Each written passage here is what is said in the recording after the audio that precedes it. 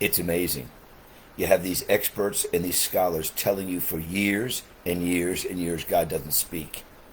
And they quote scriptures both in Islam and Christianity again and again and again, telling you that they're God's mouthpiece, that they can decipher the mouth of God through what he said to other men.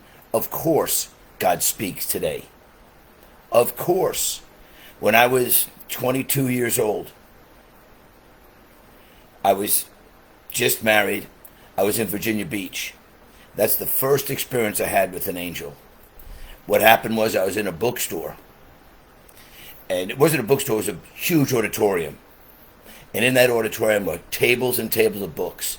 And don't you know, the first book I walked over to, picked up off the table, was entitled Satan.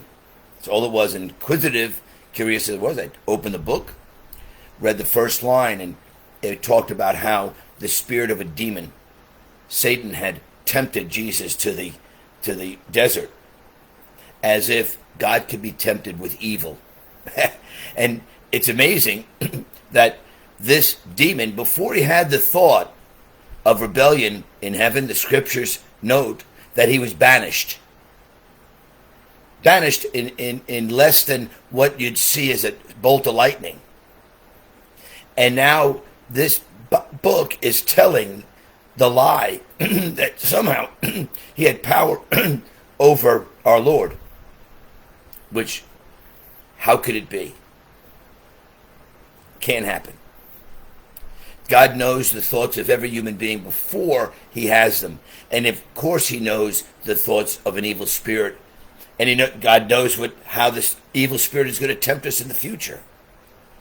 That's why he sent his angels to protect us, to talk to us, so we could recognize when the devil comes and tempts us, that God has already put a hedge around us, already had spoken us to destroy Satan's works.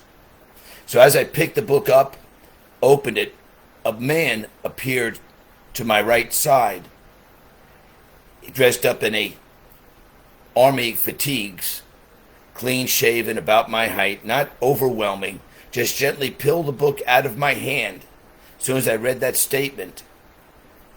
And false, a lie.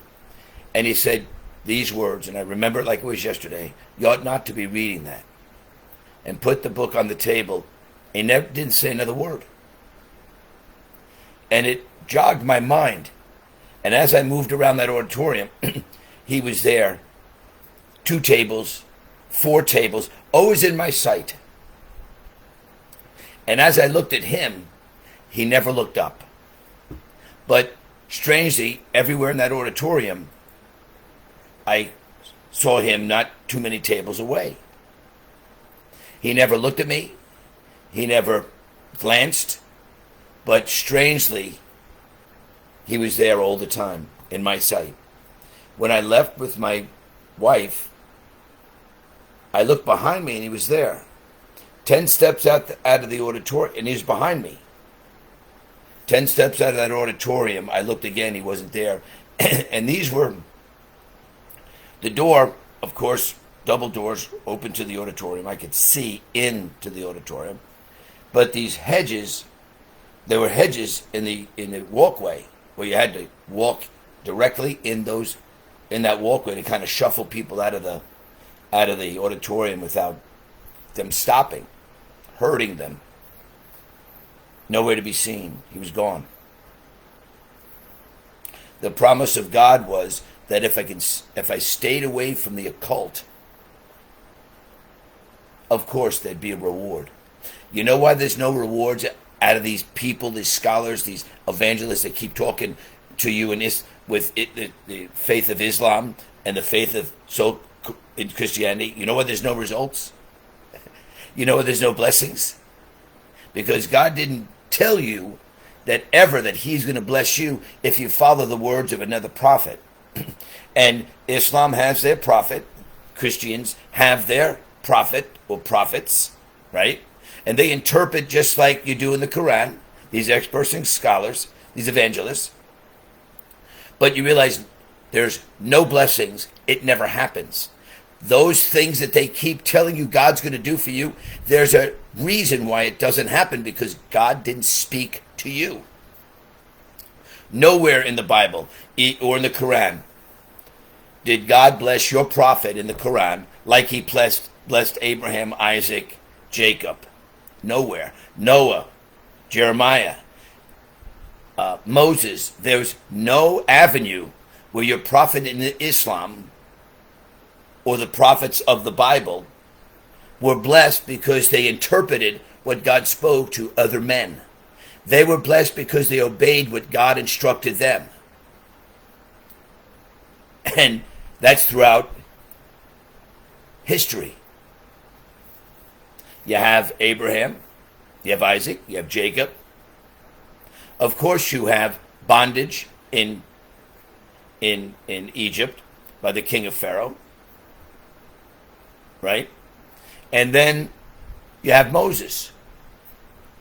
Now in each one of those instances, they were blessed and rewarded because they heard and obeyed the voice of God. The reason why nothing is happening in your life, there's no God's blessing in your life, you got these great promises. They keep cascading. These guys pull them out of the Bible like they're picking grapes from a vine. There's a reason why there's no blessings, and that is simple.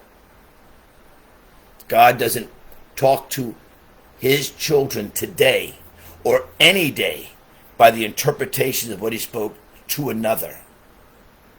You're being bamboozled. It doesn't happen. Sure, I wasn't there when God spoke to Abraham, Jeremiah, Peter, James, or Paul. You weren't there when God spoke to your prophet in Islam. And it doesn't really matter one way or another. The only thing that you're accountable for is what God speaks to you. Now, I'm a living testament of the miracles in my life for one reason. I stayed away from the cult, and as God spoke to me, I obeyed. Now, what do you want me to trade that in for? I actually heard the voice of God speak to me. And why it wasn't a demon was because when I obeyed him, the blessings came. God will bring the blessings, but the reward is that you'll hear his voice. And in that blessing, of course, it goes back to when God woke me up on a couch while I was sleeping. Now, what do you want me to trade that in for? I heard the voice of God. 3 words. But it was such authority, such power, that when he woke me up, I couldn't question it. But as I obeyed, the blessings came. Now, what do you want me to trade that for? Cold, dead interpretation of men who can testify to no results, 0 results. I can testify again and again and again how God has blessed me because I obeyed him. You have nothing but interpretation of men, from the Quran to the Bible to the prophets to the prophet. Nothing. You quote like you're picking cherries, but there's no blessing. And there's a reason why. God doesn't speak to men using the words of what he spoke to other prophets or men over. Doesn't happen. The proof is in the results.